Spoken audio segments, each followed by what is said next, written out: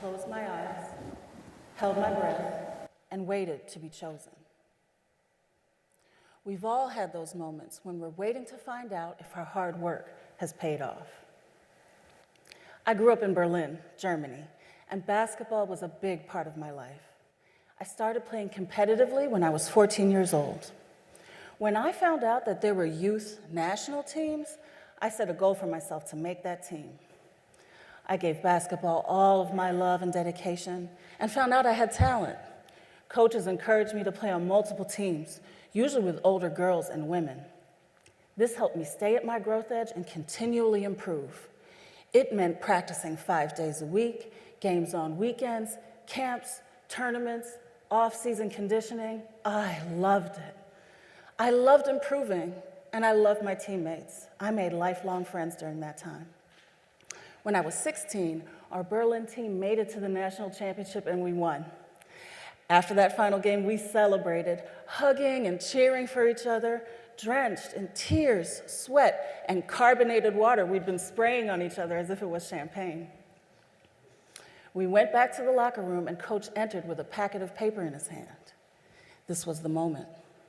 The championship tournament is also when the members of the national team are selected, and he had the answers in his hand. The locker room went quiet. I closed my eyes, held my breath, and waited to be chosen. He said my name. I did it! I made the youth national team. 2 years of hard work, which is basically forever when you're a teenager, had paid off. It was the first time I accomplished something because it was important to me, not because my parents thought it was important, not to impress anyone, just because I loved basketball. I felt powerful, strong, and proud, and I was hooked on hard work.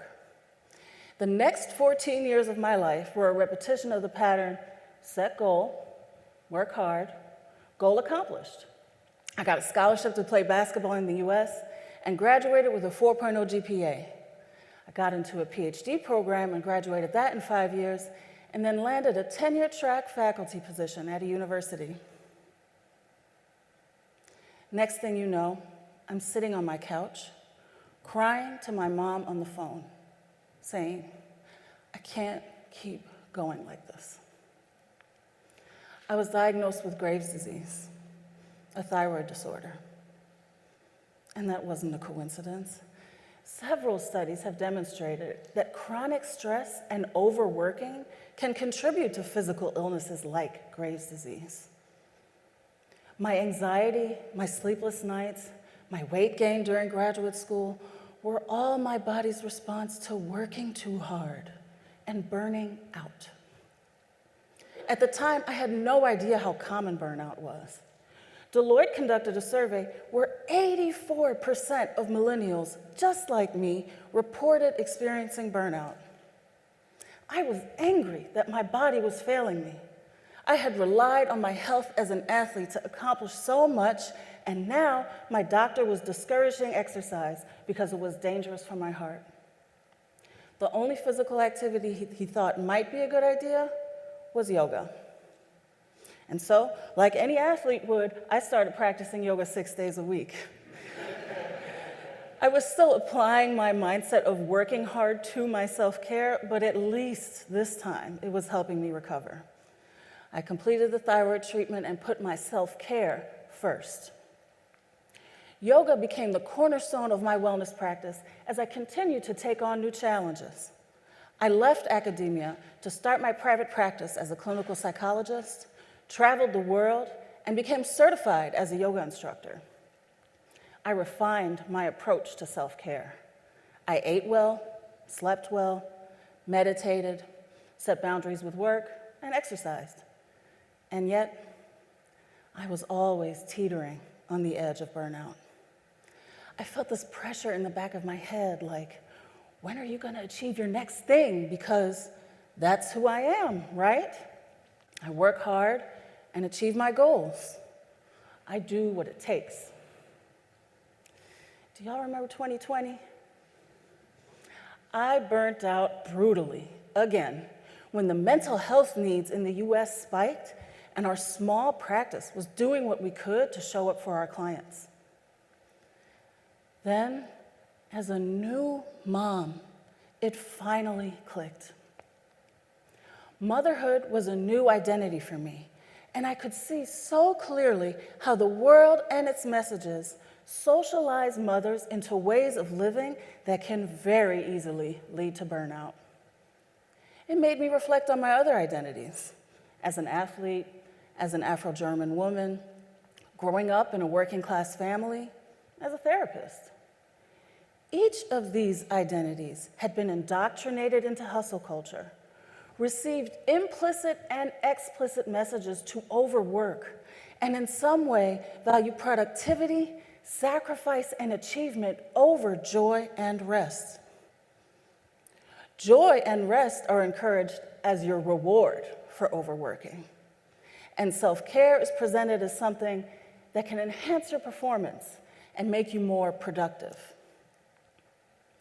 That's how I stayed stuck in the cycle of burnout. When I got hooked on hard work, I made it who I am, not just what I do. Our social and cultural identities are precious variations of our humanity, and they're also how we get indoctrinated into hustle culture. Self-care isn't enough. To truly unlearn hustle culture, we have to disconnect our identities from glorified overwork and instead actively connect who we are to joy and rest. True self-care is not about making you more productive. It's about preserving your dignity, well-being, and your humanity. How do we learn this? The irony of my realization is that most of my academic scholarship is actually about social, cultural, and racial identities. Research consistently points to the conclusion that the social roles we occupy can impact how we evaluate and respond to stress. Changing our relationship to those identities is also how we can change our relationship to stress. Even with that expertise, it took me a while to make the connection to burnout, and I take that as evidence for how insidious the pressure to overwork is. Unlearning these messages is no easy feat, and it takes time. I want to share an exercise with you that I teach in my self-care workshops.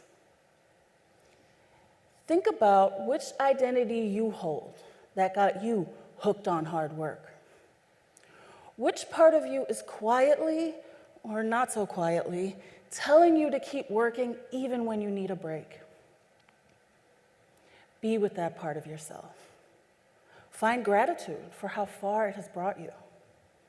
Acknowledge that you value many aspects of this identity. And then finish this sentence with me. As a, fill in the blank, I have the human need to rest and experience joy.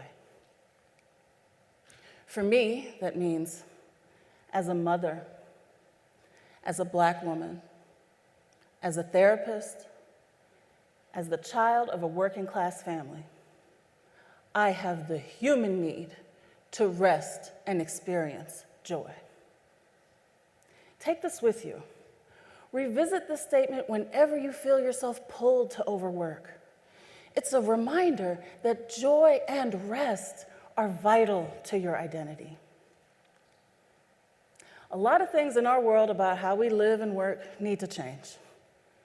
But without undoing this indoctrination within ourselves, we risk carrying hustle culture from one phase of life to the next, and from one phase of our society to the next. Even when we have the freedom to rest, we might still respond to that invisible pressure to perform. Free from hustle culture, we can create healthier spaces for our families, businesses, and communities. Lao Tzu said, "When I let go of what I am, I become what I might be." I can't wait to see who you become when you trade in the hustle for joy and rest. Thank you.